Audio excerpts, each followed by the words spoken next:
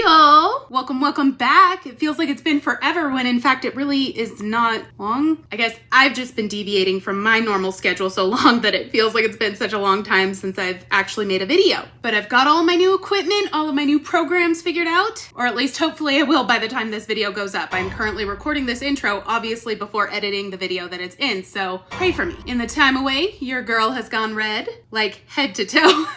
Obviously, I love it because it's so vampy. But honestly, even with red being my favorite color, if you guys have noticed, I never wear it because I don't think it really works well with my skin tone. But I love the change. We are now episode 13 of Create This Book 2 by Mariah Elizabeth and Ashleigh Monet. Allah. Obey me. As always, every Create This Book 2 video I've ever made is in a playlist linked in the description. We have 3 prompts to tackle this week. So enough of me talking. Let's jump right in and see what I can create. Okay, let's address this background. So I have been hard fighting getting rid of my black background. I love her so much. But video quality can really be compromised with the black background. I mean, look at the difference between these 2 shots. Now, why do cameras prefer white backgrounds to black? Kinda racist. So for the sake of video quality, it is with a heavy heart that I am saying goodbye to the black. She will live on in our hearts though. And this one, it isn't too bad, right? It's at least got a little more going on than plain white. So much change, but let's go ahead and jump into the book. Our first prompt of the week, create a dream journal. Document a dream. I really wanted to pick a recent dream, but honestly, I haven't had any memorable dreams as of late. So instead, I went with a recurring dream that I used to have growing up. Well, actually, it was a nightmare that I would have over and over and over again. As a child, I was always terrified of tornadoes. Not a very practical fear. Tornadoes rarely happen here in Colorado where I live, and when they do occur, they're pretty weak, like minimal danger. Nonetheless, I grew up with the knowledge that the safest place to be in the event of a tornado is the basement of your home. Well, growing up, I never had a basement, so I constantly feared being trapped on the ground level and perishing in a tornado. I would have this dream all the time, seeing that funnel cloud form in the distance and it starts barreling its way toward me, and knowing I wouldn't be safe inside, I would just make a run for it, hoping to make it to someone's house with a basement. All the while, the tornado would be gaining and gaining and gaining on me, destroying everything in its path. Oh, also, I'd be running with my cats. Yeah, like in the dream, I wouldn't want to leave the cats behind to face certain death, so I'd swoop them up and start running. In the worst versions of this nightmare, there would be multiple tornadoes touching down at the same time, very day after tomorrow. I would be so scared. Well, with time, my fear of tornadoes just kind of went away. Maybe it was just like the practical knowledge that I don't really have to worry about them. But honestly, I even feel like if I was to actually encounter a serious tornado, like I could keep my calm and get through it. I don't know though. I've never had to test the theory, and I hope never to. So even though this was a childhood fear, I chose to draw myself as an adult. I don't know. I didn't really think about it that much, I guess. And this kitty looks a little chunky, so I'm going to turn him into my Freddy. Freddy's the fat cat of the bunch. Now we can work at getting this thing colored with some alcohol markers.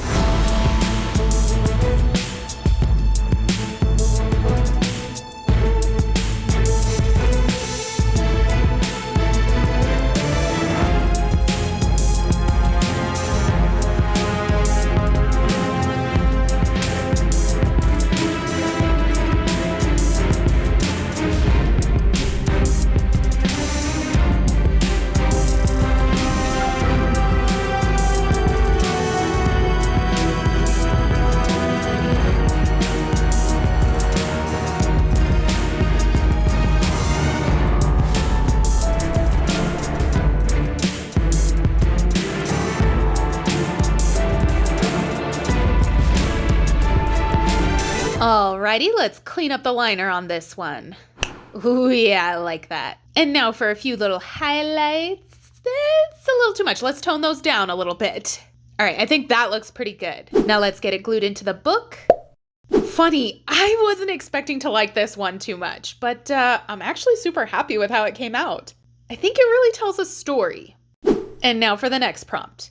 Create softness. Make this page soft. For this one, I'd considered physically adding something soft to the page, but I'm always so worried about adding unnecessary bulk to the pages. So instead, I just tried to think about the softest thing I've ever touched And I settled on a chinchilla. Chinchillas are stupid soft. I just want to bury my face into the sweet belly of one. And they're crazy cute too. I used to want to pet chinchillas so bad, but always having cats, well, generally speaking, rodents are a big no-no. I decided to draw this sweet little chunky chinchilla on this page and colored it in using colored pencils.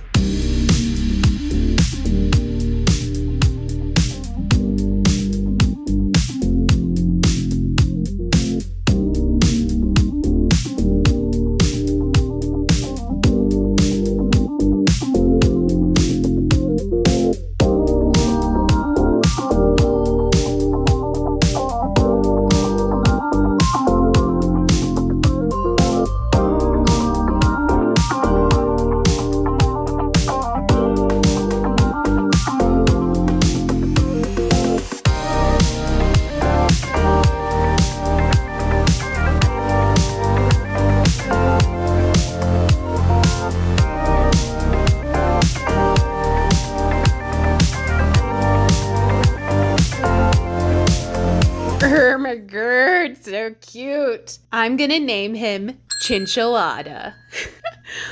I just want to tickle his little cheeks. Now this could use a little pop of color. I think a nice blue background glow ought to do the trick. And for this cute bubbly text, I'm gonna use the same pinks of Chinchillada's ears and nose. Aww. Okay, for this page alongside, I just thought doing a couple of quick chinchilla sketches and all sorts of different poses would work all right. But the first drawing, that one's gonna be the star, so I'm keeping them very simple and basic.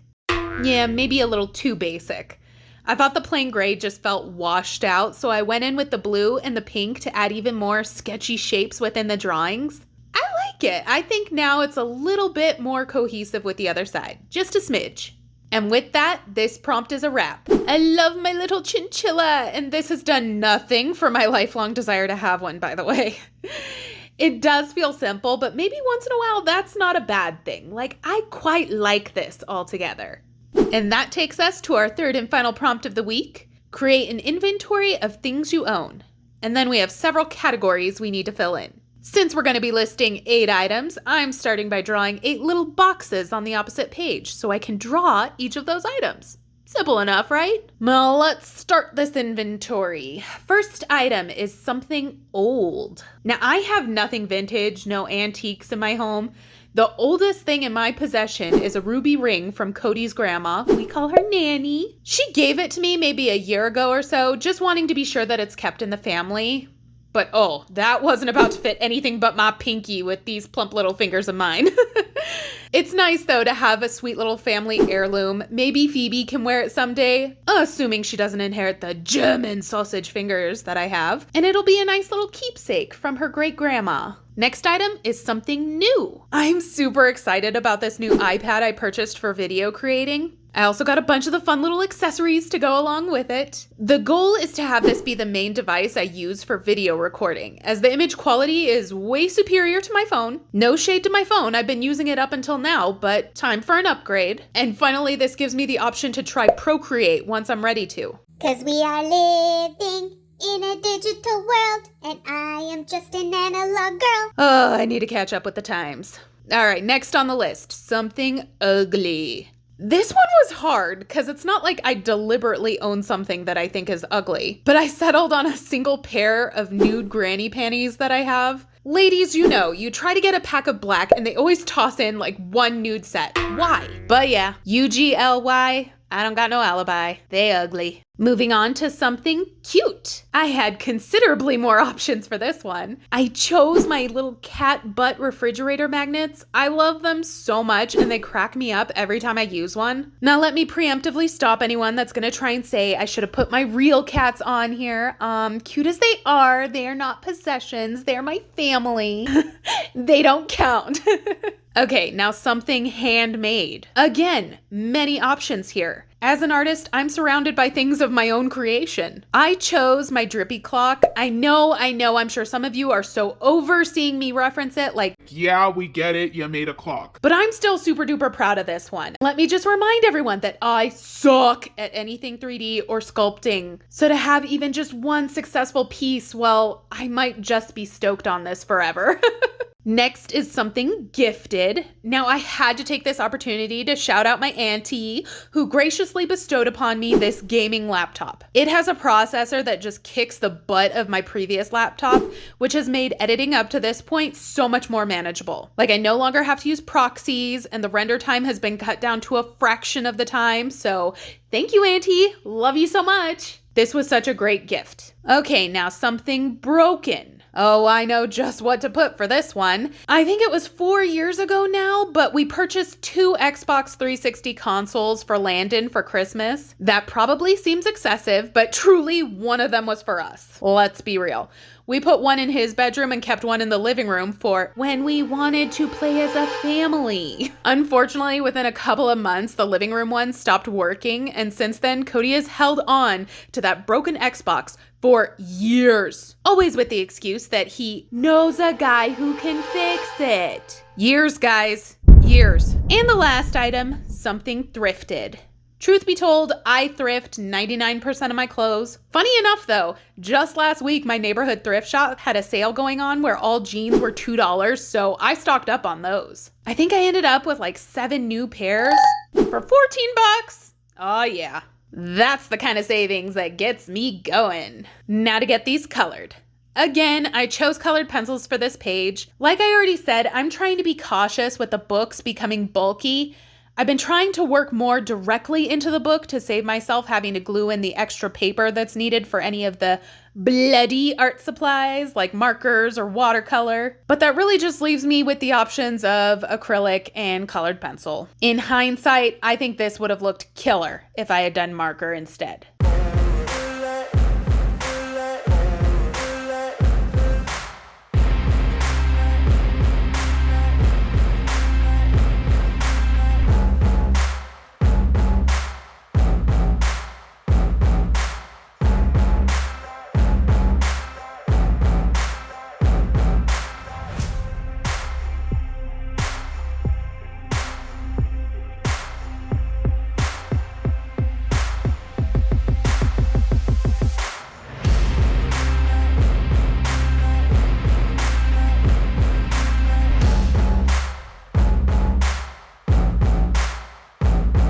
Now, when it came time to color in the backgrounds of these little squares, I wanted to work with the complementary colors. So since these jeans were blue, the background would be orange. Since the Xbox 360 glows green, I made that background pink. Since the clock is gold and yellow, I made that background purple. Okay, but this laptop is totally neutral, so I could do whatever color I want. I'm gonna go ahead and skip it and see what color I think is missing at the end. The cat butt magnet, mostly orange, so blue it is for that background. And the tan granny panties, another neutral, skip for now. The iPad is lavender, so a yellow background would complement that best. And since the ruby ring is a deep pinkish red, I'll do a light bright green. So now we've already got pretty much the entire rainbow accounted for. I suppose I could slip in a little teal for them granny panties. And then I added a darker, more emerald type green for the background of the laptop. All right, I'm good with that. And now it's juicy highlight time.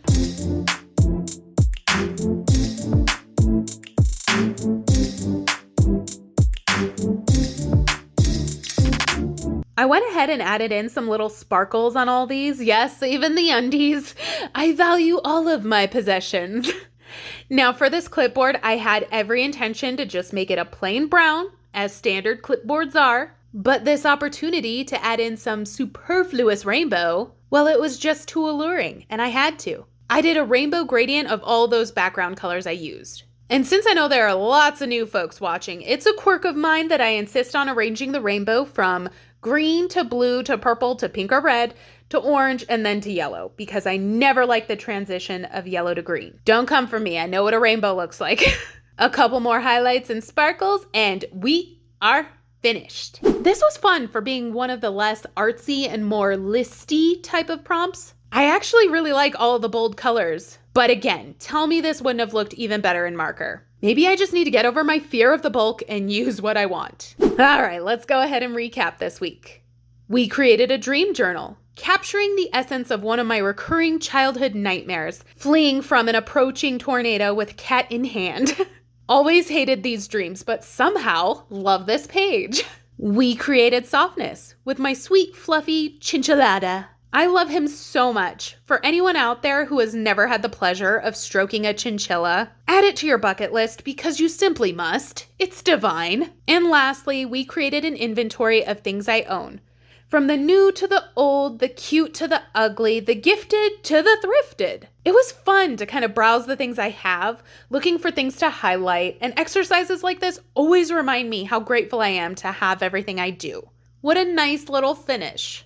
Well, that's it for this week. I actually had a lot of fun working on this prompts. I know it was a short week. Create this book too. That's usually what happens if you're new here. We do have a lot of new faces. I'm trying to finish all 3 books at the same time, and Create This Book 2 is the shortest of the 3. So generally speaking, most of the Create This Book 2 weeks are only 3 prompts as opposed to the 4 that I normally do. In the meantime, I am still working on the video for drawing things my subscribers suggest.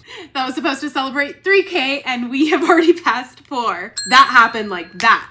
Thank you to that 50-person collab. But it's awesome, the channel's growing, so we're celebrating 4K now instead of 3K. Super excited to get that out to you guys, and then obviously gonna try and get back on my Wednesdays for Create This Book. Hopefully the little delay wasn't so bad. But thank you guys so much for watching, and until next time, goodbye.